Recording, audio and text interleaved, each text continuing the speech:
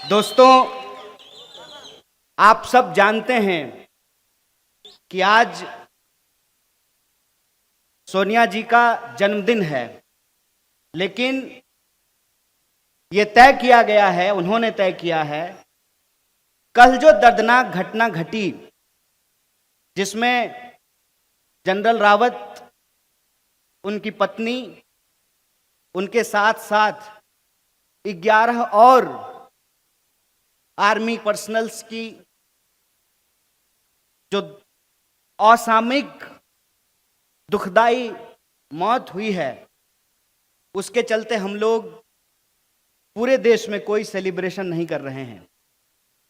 मैं अपनी बातचीत आपके बीच रखूं, उससे पहले हम लोग इस कार्यक्रम की शुरुआत में भी तमाम मृतक परिवारों के प्रति अपनी श्रद्धांजलि व्यक्त किए हैं और हम उनके परिवार के प्रति अपनी संवेदना व्यक्त करते हैं। और हमें उम्मीद है कि बिना किसी देरी के यह एक गंभीर हादसा है और देश के प्रमुख पद पर बैठे हुए व्यक्ति, और आप जानते हैं कि हमारे देश के तमाम प्रमुख लोग हेलीकॉप्टर चॉपर का ही इस्तेमाल करते हैं। दूध का दूध, पानी का पानी, जो भी स्थिति है वो देश की जनता को पता चलेगा। लेकिन इस दुख की घड़ी में हम एक जिम्मेदार विपक्ष के तौर पर सरकार के साथ खड़े हैं, परिवार के साथ खड़े हैं और अपनी संवेदना व्यक्त करते हैं। जैसा कि मैंने आपको कहा कि कोई सेलिब्रेशन नहीं होगा, लेकिन ये लोकशाही बचाओ सभा पहले से निर्धारित थी, इसलिए इस कार्यक्रम को पूर्ववत ही रखा गया है। मैं इसमें कुछ बातें आपसे साझा करूं, उससे पहले मैं दिल की कुछ बात आपको कहना चाहता हूं। पहली बात तो ये, इस बार पुणे आकर के कुछ विशेष अच्छा लग रहा है। पिछली बार आए थे तो ऐसा लग रहा था कि अपने ही देश में वीजा लेकर के आए हैं, इतनी सुरक्षा थी। बाल गंधर्व भवन में आना हुआ था, खुले में मंच है, खुले में आप लोग हैं, हम भी खुले दिल से आपसे कुछ बात करना चाहते हैं। इसमें बस बाधा एक है कि मुझे मराठी नहीं आती है, तो मैं आपसे हिंदी में बातचीत करने की इजाजत चाहता हूं, आपका आग्रह चाहता हूं। अभी मैंने कोशिश की थी, एक टीवी के पत्रकार को मैंने मराठी में वो सवाल पूछ रहे थे, मैं हिंदी में जवाब दे रहा था। मुझे मराठी बोलने नहीं आती है, लेकिन समझ में आता है। और जिस तरीके से मैं महाराष्ट्र आता हूं, क्योंकि इस मिट्टी पर, इस भूमि पर आकर एक विशेष प्रकार का गौरव प्राप्त होता है। आपको यह सोच करके ही आपके रोंगटे खड़े हो जाते हैं कि आप पुणे की उस धरती पर खड़े हैं जो धरती छत्रपति शिवाजी महाराज की धरती है। आप उस धरती पर खड़े हैं जहां पर एक से एक वीर और विभूति ने जन्म लिया है। ये गोखले साहब की धरती है, ये तिलक साहब की धरती है। और इस देश में सामाजिक न्याय की कोई लड़ाई, सामाजिक न्याय का कोई इतिहास डॉक्टर बाबा साहब भीमराव अंबेडकर और ज्योतिबा फूले के बिना पूरा नहीं होता है। यह वो जगह है जहां सावित्रीबाई फूले ने महिलाओं के लिए पहला स्कूल शुरू किया था। ऐसी ऐतिहासिक नगरी, ऐसी ऐतिहासिक मिट्टी पर आकर के दिल खुश हो जाता है। और जब मुझे मोहन दादा ने बताया कि कांग्रेस भवन में कार्यक्रम है, उस भवन में कार्यक्रम है जिसका शिलान्यास महात्मा गांधी ने किया है, ये बोलते हुए मैं आपको बता नहीं सकता हूं कि मैं कितना पुलकित हूं, मैं कितना खुश हूं। और अगर मैं अपने साल भर के पूरे कार्यक्रम को देखूं, जितना बार बिहार जाता हूं लगभग उतना ही बार महाराष्ट्र भी आ ही जाता हूं। आप सब इतना स्नेह और प्रेम देते हैं, इसके लिए मैं आपका आभार व्यक्त करता हूं। और आज जिस मुद्दे पे हम लोग बातचीत के लिए आए हैं, लोकशाही बचाओ सभा। लोकशाही ऐसा क्या हो गया है भाई कि उसको बचाने का जरूरत पड़ रहा है? यह सवाल अक्सर हमसे हमारे कई भाजपाई मित्र पूछते हैं। भाजपाई लोगों से भी मेरी दोस्ती है, क्योंकि मेरा यह मानना है कि हर बीमार का इलाज करना जरूरी है।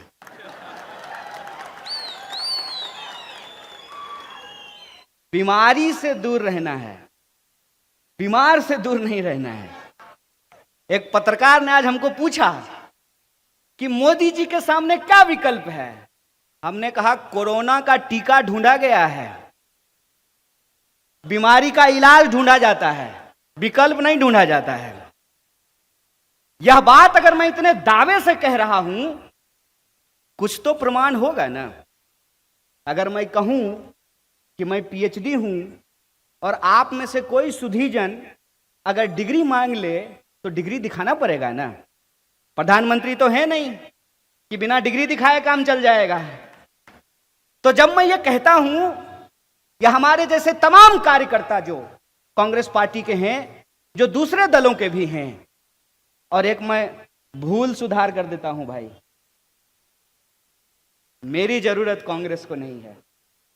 मैं समझता हूं मेरी जरूरत कांग्रेस है। और सिर्फ मेरी जरूरत नहीं है। अगर सिर्फ मेरी जरूरत होती तो जब मैं कांग्रेस पार्टी ज्वाइन कर रहा था तो मेरा बचपन का एक दोस्त है, एकदम लंगटिया दोस्त, मतलब चड्डी बड्डी, वो फोन करके बोला क्या डील हुआ है। हम बोले वो जो मंगलयान जा रहा है ना, कुछ दिन पे मंगल पे अपार्टमेंट बनेगा तो राहुल गांधी हमको वहां डुप्लेक्स फ्लैट देंगे। इस नजरिए से मुझे या कांग्रेस पार्टी को देखना बंद कर दीजिए, ये मैं आग्रह कर रहा हूं आपसे। मैं हो सकता है कि शकल से आपको बेवकूफ लगता हूं, लेकिन मैं हूं नहीं।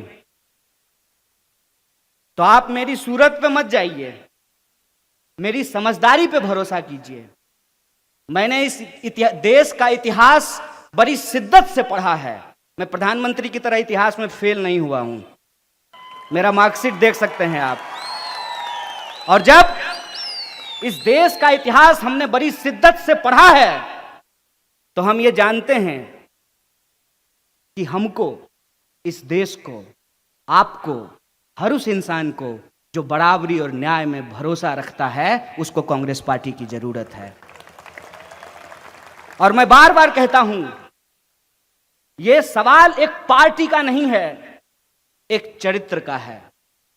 कांग्रेस पार्टी एक ऐसी पार्टी है जो अपने आप में पूरी भारतीयता को समेट करके चलता है किसी में हिम्मत, कर सकता है कोई कि एक ही मंत्रिमंडल में, नेहरू जी की मंत्रिमंडल में श्यामा प्रसाद मुखर्जी भी थे और डॉक्टर बाबा साहब भीमराव अंबेडकर भी थे। मैं ये क्यों कह रहा हूं? मैं ये इसलिए कह रहा हूं कि बचपन से एक शिक्षा दी जाती है, उत्तम मार्ग मध्यम मार्ग होता है। मध्यम मार्ग कहने का क्या तात्पर्य है? अति अच्छी नहीं होती है। ज्यादा चीनी खा लीजिएगा डायबिटीज हो जाएगा। कुछ भी अच्छा अति नहीं होता है। इसीलिए तो वो कहावत है ना, अति का भला ना बरसना, अति की भली ना धूप। अतिवाद अच्छा नहीं होता है। और इस देश का स्वभाव ऐसा है कि हमको अतिवाद पसंद नहीं है। तो जब मैं कहता हूं कि कांग्रेस का चरित्र इस देश का चरित्र है, तो इसका यह तात्पर्य है कि हम एक बगीचे में हजारों तरीके का फूल खिलाना चाहते हैं। इसीलिए हमारा रंग एक रंग नहीं है, बहुरंग है, जो तमाम संस्कृतियों को अपने आप में समेटे हुए है। और मेरा यह दावा इसलिए है कि मेरा व्यक्तिगत अनुभव है। एक मित्र ने कहा प्रशंसा में, मोहब्बत में अक्सर जुबान फिसल जाती है। कभी कभी आशिक कहता है कि झील सी आंखें हैं, आंख ही है भाई, झील नहीं है। तो ऐसा होता है, प्रशंसा में हम अतिशयोक्ति कर जाते हैं, ये दिल मांगे मोर टाइप से। सच ये है कि आज इस देश के नौजवानों को, जिनको देश से प्यार है, जो देश बचाना चाहते हैं, वो कांग्रेस पार्टी में आए, और जो देश बेचना चाहते हैं वो भाजपा में जाएं, इसमें कोई दो राय नहीं है। बिल्कुल आर पार की लड़ाई है। और मैं पिछले कई सालों से मैं अलग अलग मंच पे जाकर के भाषण दिया हूं। यहां 2 गणमान्य बैठे हुए हैं। मोहन दादा कार्यक्रम में बुला रहे थे, आ नहीं पाए, लेकिन मैं पहले भी लातूर में देशमुख साहब के साथ, सांगानेर में थोराट साहब के साथ मंच साझा कर चुका हूं, क्योंकि मेरी यह समझदारी हमेशा से रही है कि यह देश बचाने का कार्य, लोकशाही बचाने का कार्य दल की भावना से ऊपर उठ करके करना पड़ेगा। लेकिन जहां तक नेतृत्व का सवाल है, नेतृत्व वही पार्टी कर सकती है जो पार्टी इस देश को समझती हो। नया नया घर बनवाइएगा, प्लम्बर का काम करवाइएगा, जब घर पुराना होने लगेगा ना, उसी प्लम्बर को ढूंढ करके लाइएगा, क्योंकि आपको पता है कि कौन से कोना पे पाइप कहां पे घुमा हुआ है, ये उसी प्लम्बर को पता है। जो इस देश को बनाया है, जिसने इस देश को आजादी दिलाई है, वही इस देश का महत्व समझता है, वही इस देश की आजादी को समझता है। कहते हैं ना, जाके पैर न फटे बिवाई, वो का जाने पीर पड़ाई। जिन्होंने बीएसएनएल नहीं बनाया, जिन्होंने रेलवे नहीं बनाया, जिन्होंने एयर इंडिया नहीं बनाया, जिन्होंने एलआईसी नहीं बनाया, उनको 1 सेकंड नहीं लगेगा उसको बेच देने में। लेकिन जो बनाते हैं वो उसको बचाने की कोशिश करते हैं। और आप देखिए कि जब मैं ये दावा कर रहा हूं कि एक तरफ बेचने वाले लोग हैं, दूसरी तरफ बचाने वाले लोग हैं, आंख खोल करके देखिए, टीवी बंद करके देखिए, मोबाइल को ऑफ करके देखिए, अपने निजी जिंदगी में झांक करके देखिए कि आज हमारे जीवन की सच्चाई क्या है।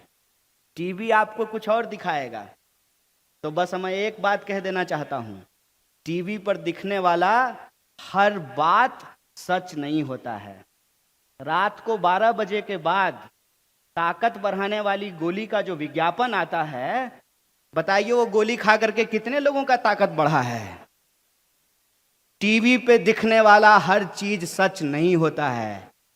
हेमा मालिनी आकर के कह देंगी केंट देता है शुद्ध पानी, तो उससे पानी शुद्ध हो जाएगा। और तेंदुलकर साहब आकर के कह देंगे ठंडा मतलब कोका कोला, तो कोका कोला ठंडा हो जाएगा। अब फेयर एंड लवली 75 बार मुंह में लगा लेने से भी मुंह गोरा नहीं हो जाएगा। अगर टीवी पे दिखाने वाली ये सारी बातें सच नहीं हैं, तो जब इस देश का एक बड़बोला व्यक्ति आधी रात को खड़ा होकर के कुछ भी बकवास करे, तो आप ये मत सोचिए कि आपका भला हो रहा है। देश के नाम पर दोस्तों का भला किया जा रहा है, यह बात आपको समझना पड़ेगा। और दोस्त कौन है, मैं उदाहरण देकर के बताता हूं कि दोस्त कौन है। जियो जब आया था तो प्रधानमंत्री जी अखबार में विज्ञापन देकर के धन धनाधन करवा रहे थे, याद है कि नहीं है। और बीएसएनएल के बारे में कहा जाता था भाई साहब नहीं लगेगा। बीएसएनएल, क्रिकेट का जब मैच होता था, चौका मारा जाता था, तो विज्ञापन आता था कनेक्टिंग इंडिया। कनेक्टिंग इंडिया को ये लोग सेलिंग इंडिया कर दिए हैं, लूटिंग इंडिया कर दिए हैं। और जब जियो आया तो फ्री में बांटा, ले लिए सब लोग। आज जियो कितने में भरवा रहे हैं। बीएसएनएल की याद आती है कि नहीं आती है? आएगी। ये अपने दिमाग में डाल लीजिए कि अगर सरकारी अस्पताल पूरी तरह से बेच दिए जाएंगे, अगर सरकारी सड़कें पूरी तरह से बेच दी जाएगी, सरकारी रेलवे पूरी तरह से बेच दिया जाएगा, तमाम सरकारी संस्थान यदि समाप्त कर दिए जाएंगे, तो प्राइवेट सेक्टर भी ठीक से काम नहीं करेगा। मैं प्राइवेट सेक्टर का विरोधी आदमी नहीं हूं, मैं बस सच बोलने की कोशिश कर रहा हूं। मेरा व्यक्तिगत अनुभव यह है कि एम्स अगर होता है ना तभी फोर्टिस उससे कंपटीशन करता है।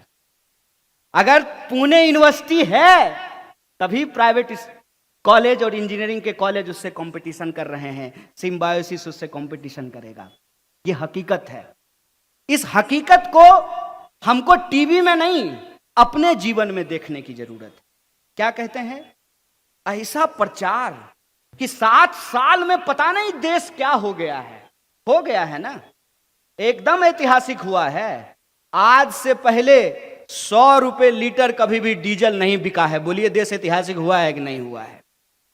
45 साल में सबसे ज्यादा बेरोजगारी है। और ये मैं अपने मन से नहीं बोल रहा हूं, अपने मन से अगर बोलूंगा, एक झूठ अगर हमरा पकड़ा जाएगा तो अगली बार मैं आपको जेल में मिलूंगा।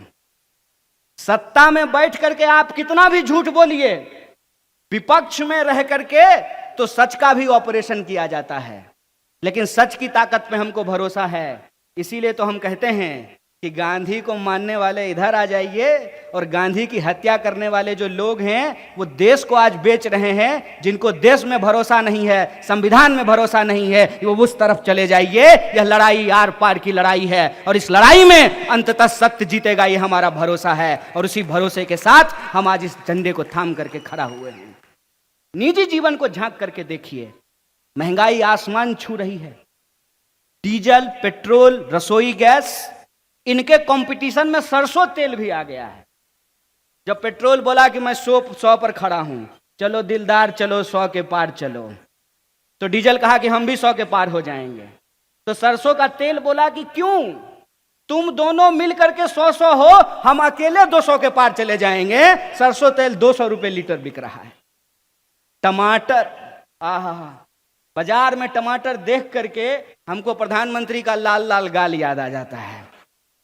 खुद मशरूम खा करके मस्त हैं, जनता के बारे में पूछ ही नहीं रहे हैं कि भाई टमाटर 100 रुपए किलो क्यों बिक रहा है। यह आपके जीवन में रोज हो रहा है। मैं अपने मन से डेटा नहीं दे रहा हूं। आपके घर में लड़के लड़कियों ने इंजीनियरिंग किया होगा ना। पहले तो बीएससी करके नौकरी मिल जाता था, अभी तो इंजीनियरिंग करने के बाद नौकरी नहीं मिल रही है। मैं जबरदस्ती गलत बोल रहा हूं क्या? पहले वो लोग इंजीनियरिंग कर रहे थे तो नौकरी मिलनी शुरू हुई। अब इंजीनियरिंग करने के बाद एमबीए भी कर लीजिएगा तब भी नौकरी की गारंटी नहीं है। आपकी गाढ़ी कमाई आप अपने बच्चों के शिक्षा पे खर्च करते हैं। एलकेजी में बच्चा का एडमिशन कराने जाइएगा, अभी तो हमको हुआ नहीं है। ये सब परिस्थिति देख करके मैं बार बार सोचने लगता हूं। एलकेजी में बच्चा का एडमिशन कराने जाइएगा तो माता पिताजी का इंटरव्यू लेता है। अरे भाई, बच्चा पढ़ाना है, माँ बाप को थोड़ी पढ़ना है। और एलकेजी में इतना डोनेशन ले रहा है जैसे एमबीबीएस का एडमिशन दे रहा हो।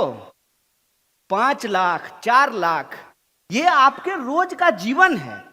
और इस रोज के जीवन को छोड़ करके व्हाट्सएप पे जो मैसेज आता है ना, फटाफट 10 लोगों को फॉरवर्ड कीजिए, सारी मनोकामनाएं पूर्ण हो जाएगी। कितना बार फॉरवर्ड किए हैं, कितनी बार मनोकामना पूरी हुई है? विचार करके देखिए। मैं जितनी बातें कह रहा हूं, क्या यह सिर्फ कांग्रेस की बात है? क्या यह सिर्फ एक पार्टी की बात है? आप मुझे सोच करके बताइए। कोरोना आया तो खाली कांग्रेसी लोगों को परेशानी हुआ कि भाजपा के लोगों को भी परेशानी हुई होगी? डेंगू का मच्छर जात पूछ करके काटता है कि नहीं भैया, बिहारी है तो काट लेंगे, मराठी है तो नहीं काटेंगे? ऐसा है क्या? देश की जो समस्याएं हैं, उन समस्याओं का निराकरण करना यह सरकार की जिम्मेवारी है। जो सरकार इन समस्याओं का निराकरण ठीक से नहीं करेगी, उस सरकार का हम लोग 5 साल में हिसाब ले लेंगे। इसीलिए हर 5 साल में चुनाव होता है। पूरे के पूरे चुनाव प्रक्रिया को, पूरी की पूरी राजनीति को एक फालतू के बहस में उलझा दिया गया है। फालतू बहस क्या है कि आप सरकार का किसी भी रूप में यदि विरोध कीजिएगा तो आपको विकास विरोधी, हिंदू विरोधी, आर्मी विरोधी और देश विरोधी घोषित कर दिया जाएगा। काहे भाई? प्रधानमंत्री कब से देश हो गए? जब आप मनमोहन सिंह का विरोध कर रहे थे तो आप देश विरोधी नहीं थे। लेकिन हम सचमुच में, अरे वो तो पढ़े लिखे एक अर्थशास्त्री व्यक्ति थे, प्रयास कर रहे थे देश को आगे ले जाने का। ये तो पूरी तरह से एक्टर है, इसको ऑस्कर मिलना चाहिए। उसका विरोध कर रहे हैं तो वो देश कैसे हो गए हैं? और हम अपनी तरफ से कुछ नहीं बोले हैं, हम आपके नीति और आपकी नीयत को देख करके बोल रहे हैं। हम क्यों कह रहे हैं कि लोकशाही आज खतरे में है? आप सोच करके बताइए। पहले केंद्र में यूपीए की सरकार थी, उससे पहले एनडीए की सरकार थी, आजकल किसकी सरकार है? नहीं घबराइए मत, डर जोर से बोलिए, किसकी सरकार है? तो ये जो है, ये एनडीए यूपीए से एक व्यक्ति के नाम से सरकार कैसे हो गया? इसका अगर आप असली हाल जानना चाहते हैं तो प्राइवेट में कभी गडकरी साहब से मिल लीजिएगा, पक्का पता चल जाएगा, पक्का पता चल जाएगा। मैं बता देता हूं आपको। क्या आपको क्या लगता है ये ऐसे ही हो गया है और इससे इस देश के पॉलिटिकल कल्चर पे कोई प्रभाव नहीं पड़ा है? बिल्कुल पड़ा है।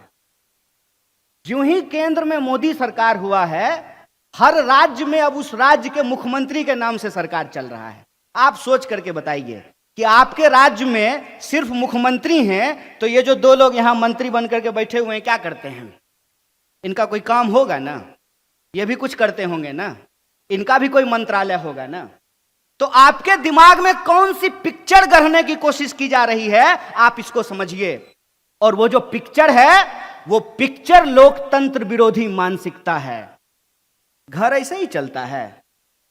घर में सिर्फ पति होता है, पत्नी नहीं होती है, बच्चा नहीं होता है, माँ बाप नहीं होते हैं।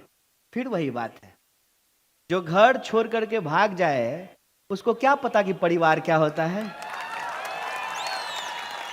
वो तो हर चीज में यही बोलेगा ना, मैं ही सब कुछ कर रहा हूं, मैं ही समय हूं, मैं ही ब्रह्मांड हूं, मैं ही ईश्वर हूं, यही बोलेगा ना। भाई साहब, इस देश की करोड़ों जनता ने उम्मीद से आपको वोट दिया। आपने जो वादा किया था वो वादा हमने एज इट इज खरीद लिया। अब सेल्समैन आएगा और कहेगा कि ये जो अगरबत्ती बनाने वाला मशीन है आप ले लीजिए, और उसका इतना प्रशंसा करेगा कि आपको भी लगेगा कि रोज पूजा करना है, रोज अगरबत्ती जलानी है, तो रोज मार्केट में जाकर के क्यों खरीदना है, ये मशीन खरीद लेते हैं।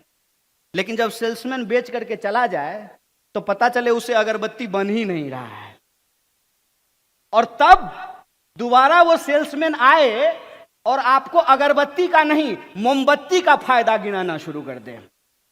तो आप सोचेंगे ना एक बार, आपने टेलर को फुल पेंट सीने के लिए दिया, टेलर को गलती हो गई, टेलर ने गलती से उसको काट करके जो है हाफ पेंट बना दिया।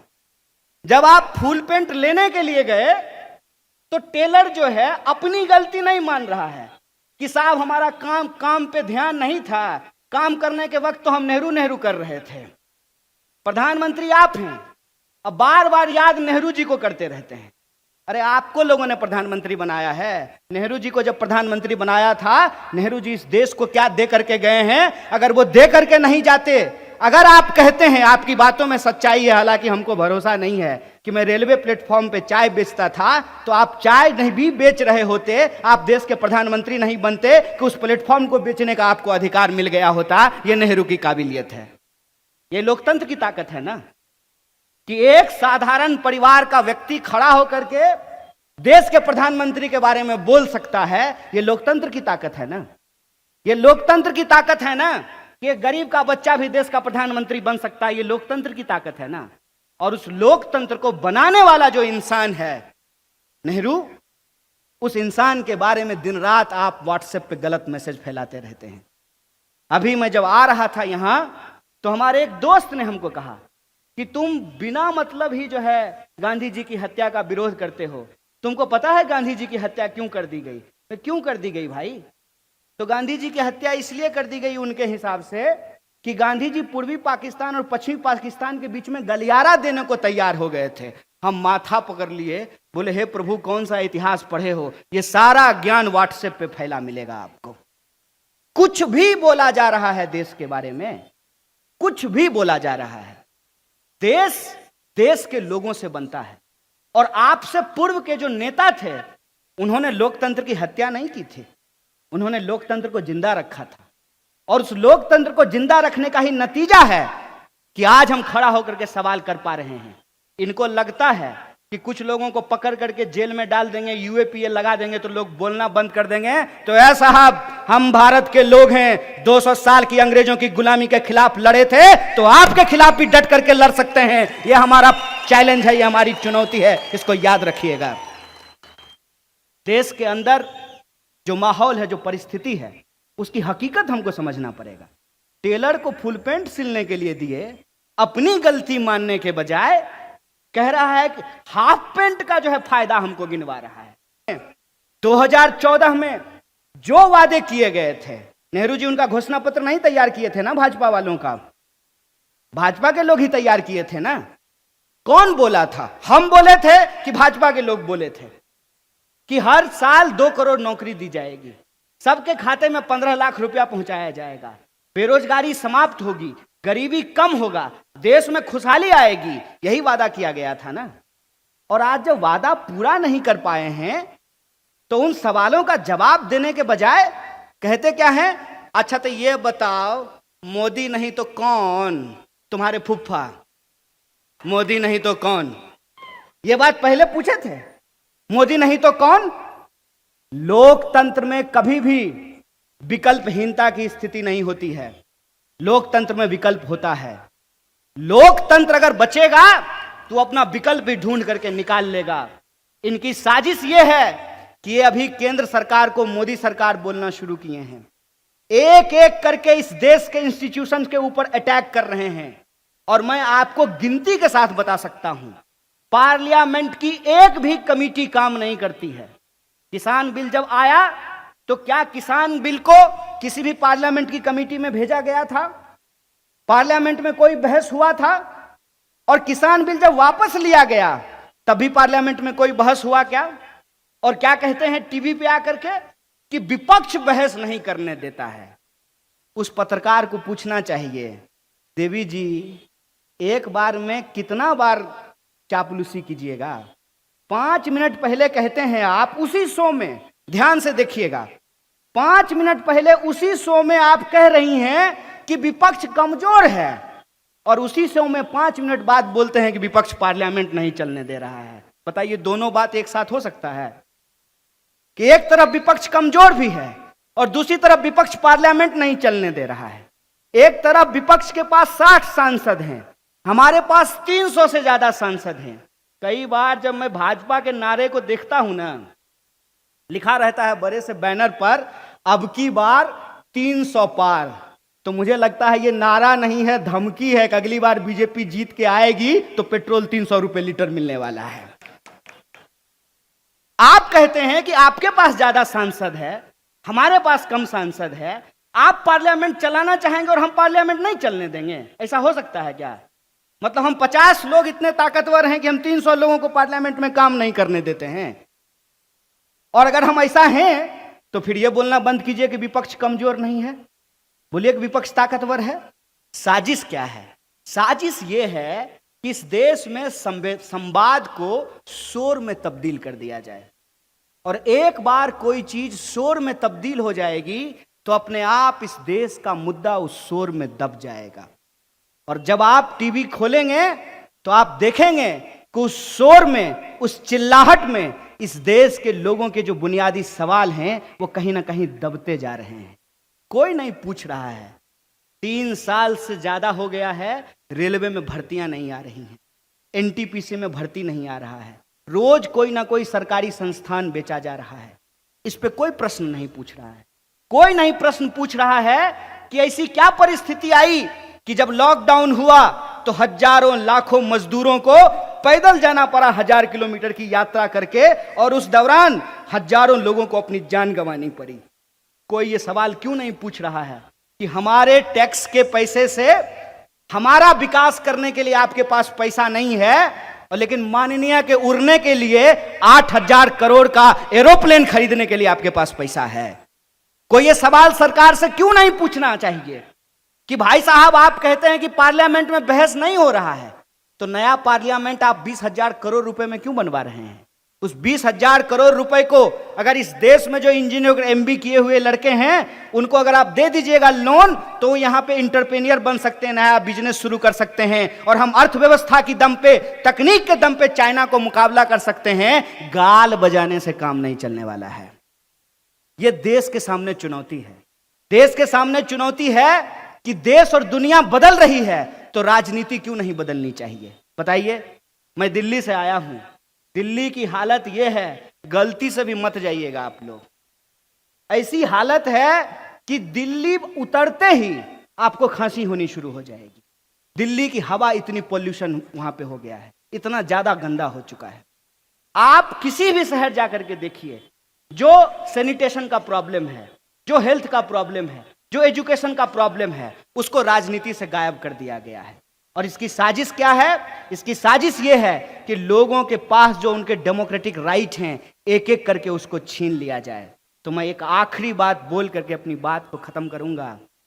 ये जिस भवन में हम लोग खड़े हैं, जिस पार्टी का खेस मैंने ओढ़ा है, उस पार्टी का दामन मैंने इसलिए थामा है कि कांग्रेस पार्टी इस देश की ऐसी पार्टी है जो समानता में भरोसा रखती है। और वो समानता में भरोसा यदि नहीं रखती तो क्या गोरा क्या काला, क्या पतला क्या मोटा, सबका वोट बराबर नहीं किया जाता। और सबका वोट यदि बराबर नहीं किया जाता तो नेता कभी भी हेलीकॉप्टर से उतर करके आपकी गंदी बस्तियों में, आपकी झोपड़ियों में वोट मांगने के लिए नहीं आता। संविधान के इस ताकत को समझा जाए, लोगों के इस ताकत को समझा जाए कि अगर संविधान बचेगा, लोकतंत्र बचेगा, तो देश बचेगा। देश देश के लोगों से बनता है, और लोगों का जो व्यवहार है, लोगों की जो एकता है, उसको अगर कोई बचा सकती है तो वो कांग्रेस पार्टी बचा सकती है। इस मौके पे आप तमाम कांग्रेस के कार्यकर्ताओं को और वो तमाम आम नागरिक जो इस सभा में आए, उपस्थित हुए, उनको मैं अपना आभार व्यक्त करता हूं।